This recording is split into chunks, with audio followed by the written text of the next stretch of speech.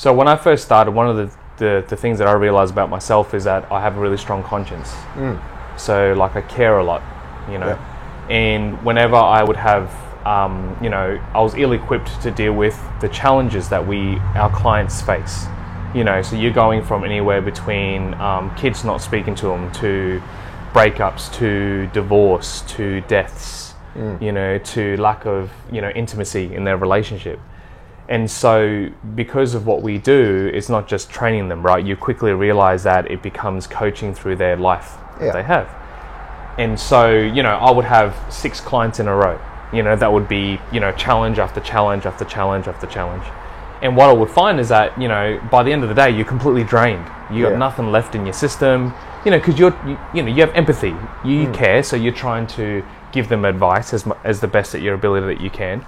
And then you go home and I would find myself not saying a word, and I wouldn't speak to my family. Yeah. You know, and they'd be like, what's wrong? But they don't understand because you've just dealt with all of that sort of stuff, you know.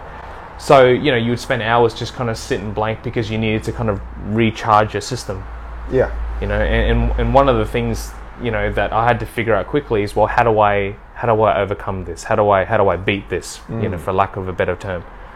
So, you know, and I found that the only way you can is just by doing it more, number one, which is simply said, which is by the more interaction you have with them, the more you're able to handle more.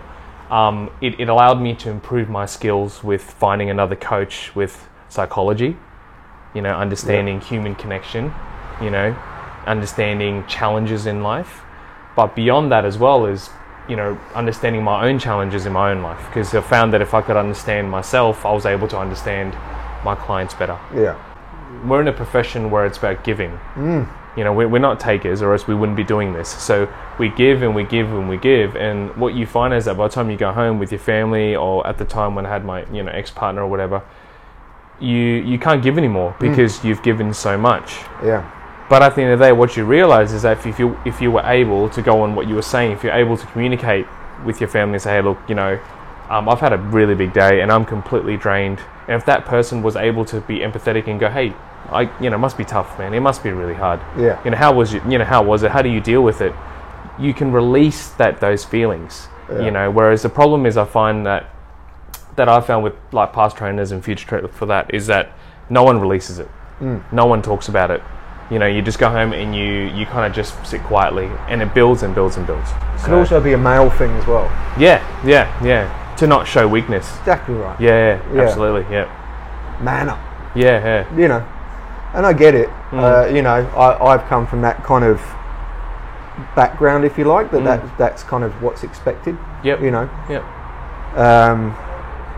It's a twisted view on how stoicism is, but the idea is to be stoic, to be like, you know, strong at all times. And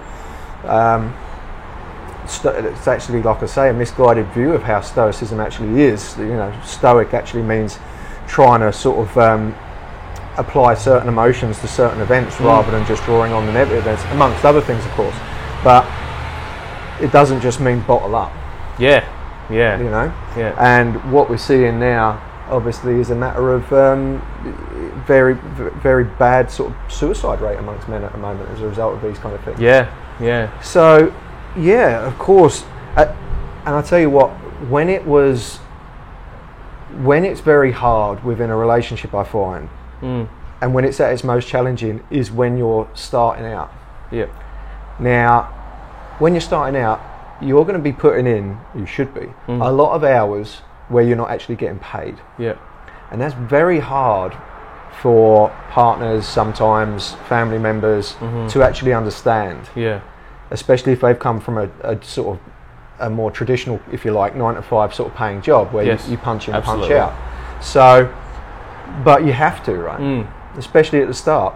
So to say to someone, okay, sorry, I've got to go now, it's middle of the evening or the afternoon, or I'm still at work and I'm at the gym. Oh, okay, how many clients have you got? Oh, none, but you know, I've just got to do some floor work and I've got to be present. I've got to, you know, do this, that and the other. Yeah. It just doesn't, it's very challenging for them to kind of accept that. Yes. And the temptation is always for them to sort of say, I can't just come back. If you haven't got anything, I just could really do with you here. Yeah. very, very hard, very challenging in those early days as a PT. Yes.